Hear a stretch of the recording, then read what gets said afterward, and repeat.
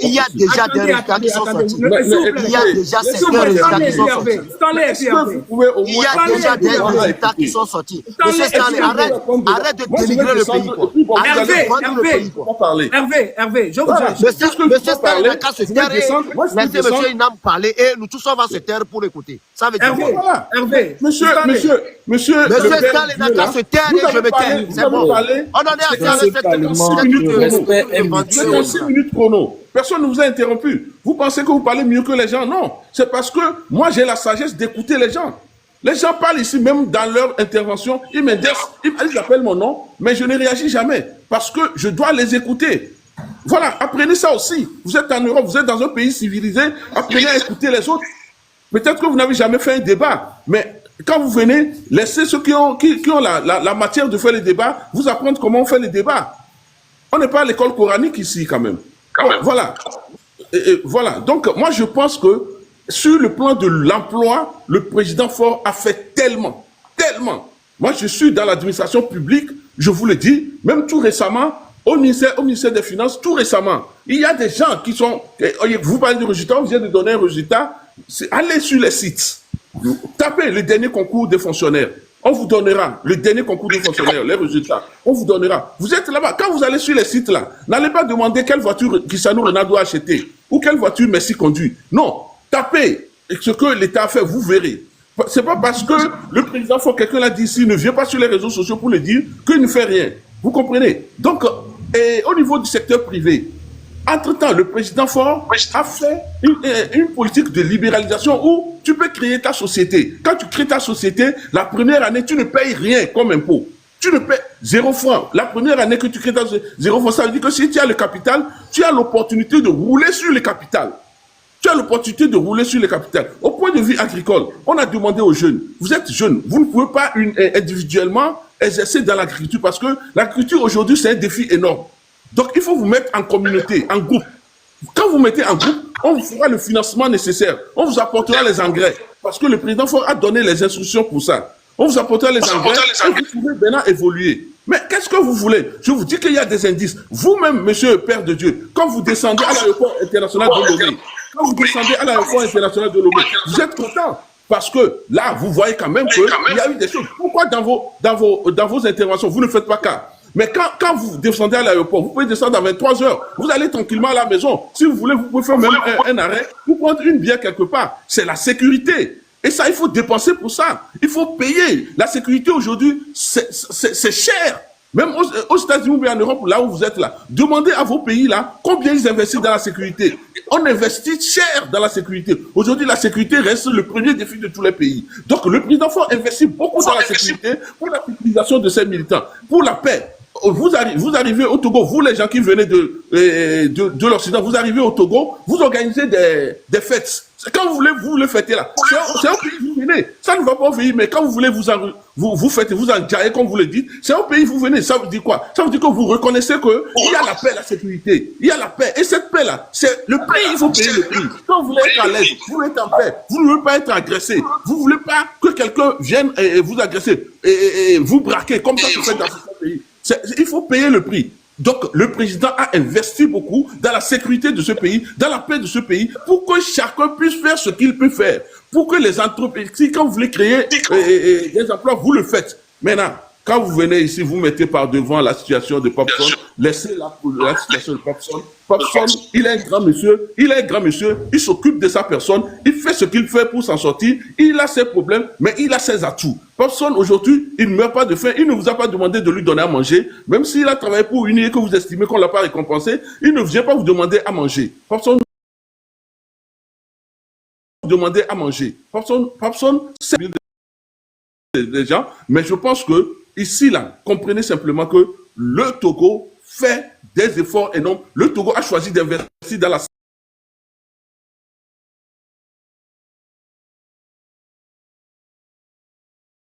sécurité. Allez-y si vous pouvez. C'est très malheureux de voir quelqu'un de très intelligent comme vous et d'utiliser votre intelligence. Il n'est pas intelligent. Non, il n'est pas intelligent. Stanley.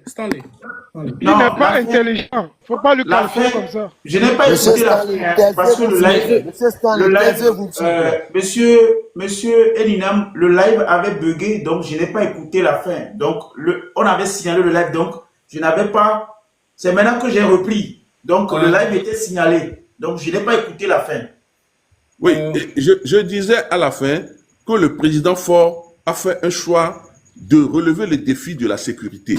Aujourd'hui, tous les pays investissent beaucoup dans la sécurité et la paix. Le président Faure a stabilisé le pays. Il a donc stabilisé pour que les gens puissent vaquer à leurs occupations, exercer leurs activités. Et au-delà de tout, le président Faure, chaque année, comme je l'ai dit ici, il y a des concours interministériels. Quand vous parlez des résultats, tout récemment, on vient de donner des résultats d'un concours. Allez-y sur les sites. Vous êtes en Europe là-bas, allez-y sur les sites. Vous allez consulter, on vous donnera les chiffres. Vous comprenez? Quand vous voulez les secteurs, allez-y sur les chiffres, vous aurez les secteurs. Le gouvernement, tapez gouvernement .tg et vous aurez tout. Vous aurez tout. Donc, moi, je pense que quand vous atterrissez à Lomé, en tant que benguiste, comme on l'appelle, et que vous pouvez même faire une pause pour prendre une bière quelque part, la sécurité et tout ça, quand vous voulez vous enjailler, vous venez où? C'est au pays. Vous dites ça ne va pas au pays. Mais quand on veut s'enjailler, on vient au pays pour s'enjailler. C'est une contradiction énorme. Vous comprenez? C'est parce que vous reconnaissez que le pays est en paix. S'il y avait la guerre, vous n'allez jamais rentrer au pays. S'il y avait la guerre, vous n'allez jamais payer un billet pour rentrer au pays. Voilà. Donc, quand vous payez un billet pour rentrer au pays, pour vous enjailler comme vous le faites, c'est que le président faudra payer le plus fort de la paix et de la sécurité pour que vous puissiez le faire. Reconnaissez au moins ça. Merci. Okay. Non, ça, la partie là, je l'avais compris, mais c'est la partie flatteur, parce que là où c'est coupé, c'est-à-dire quand vous venez sur la plateforme de Papson Flatteur, il y avait un truc que vous étiez, c'est la partie là qui... Oui, je dis, hein. Il est venu sur cette plateforme, c'est un flatteur patenté, et il a, comme il veut avoir un temps d'exécution, c'est-à-dire que l'écoute. Donc, il a commencé par se flatter dans le centre des poils. Et moi, je lui ai dit que vous êtes un jeune que j'admire, on se connaît très bien, j'apprécie, je connais vos efforts, je connais tout ce que vous avez fait, vous connaissez tout ce que j'ai fait. On ne va pas se le dire sur un tableau, mais je dis que même si vous avez fait des choses que lui, il estime, ou, bon, on peut se dire que vous n'avez pas été récompensé à la mesure de ce que vous avez fait. C'est pas pour autant que vous souffrez. Vous ne venez pas lui demander à manger. Donc, vous êtes un grand monsieur. Vous savez qu'il faut se battre. Et vous continuez pas à vous battre. Malgré tout, vous continuez pas. Ça, je vous tire chapeau pour ça. Et il faut que chaque Togolais doit apprendre de vous pour savoir que même si ça ne va pas, il faut continuer pas à se battre. Et ça, franchement, félicitations. Merci. Moutite, ce monsieur a parlé de la sécurité et de la paix. Et que le président de la République a investi beaucoup dans la sécurité. Si on prenait les grands maillots pour réagir vite fait. Ouais, je vais dire ça et puis je le laisse, s'il te plaît. Que le président a investi dans la sécurité et la paix.